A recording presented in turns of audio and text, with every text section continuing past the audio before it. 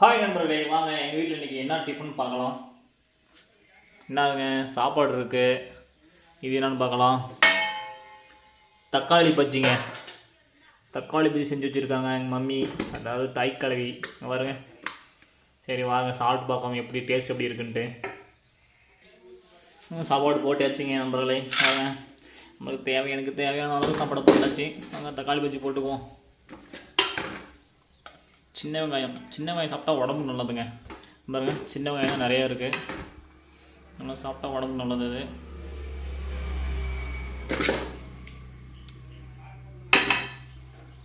இப்போ பார்ப்போம் டேஸ்ட் எப்படி இருக்கு பார்க்கலாம். மை காட், என்னென்ன செஞ்சு வச்சுருக்காங்க.